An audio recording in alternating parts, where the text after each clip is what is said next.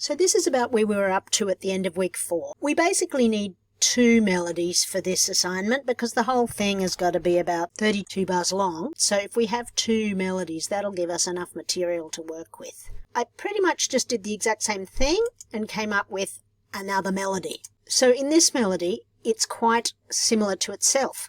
The first 4 bars are the same as the second 4 bars, but these are a little bit higher, and some of the rhythms have been simplified to end it more calmly. So that's where I've got up to, and I've saved my 2 melodies into my score ideas. So there's a new page in here called Choosing Chords. You could have chords made up of whole tone notes.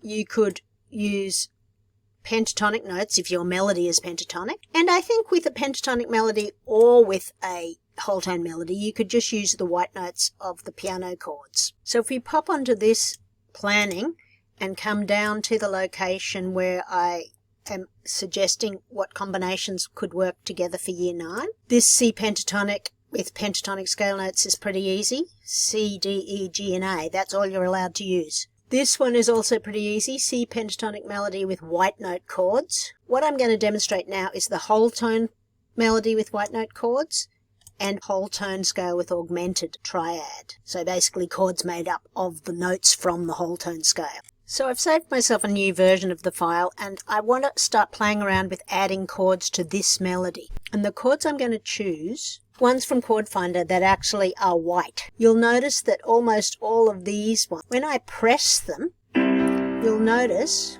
that they're all white notes.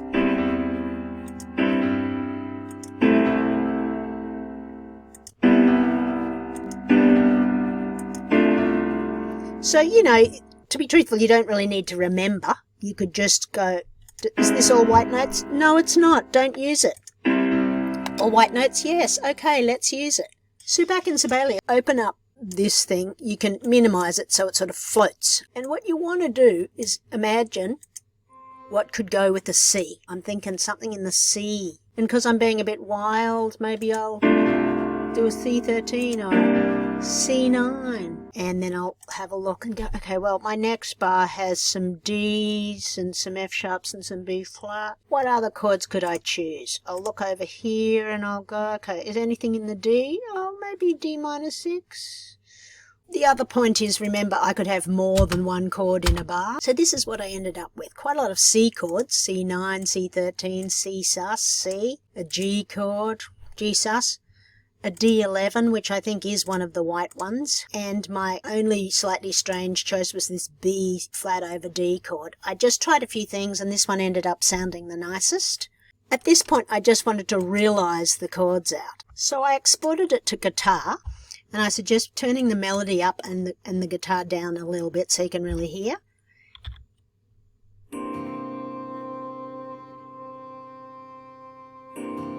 And I can already tell that I wouldn't like it so sort of blocky as that. So I'm going to pop over into the articulation menu and put this arpeggio on so it sounds sort of more wistful, and I'm probably going to Control EP, make it a bit softer. Yeah, let's see.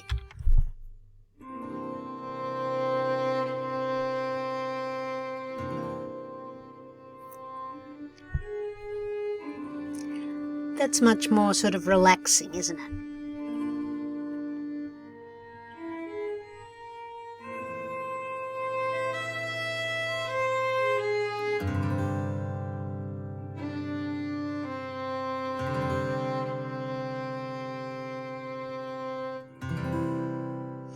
I basically just had a perfect cadence at the end, a G to C, but because they had some sus notes, they sounded a bit cooler. So my next plan was deciding that I needed a few more chords. It was a bit boring having that one chord for 2 whole bars, so I put another sort of slight version of that in there, and I put a slightly different chord on the 3rd beat of that bar, and I think that's the only change, but I think it really improved things. And I also turned the guitar into a harp. For your own assignment, I'd probably have to rewrite this for piano, or I could do some accompaniment patterns for violin arpeggios.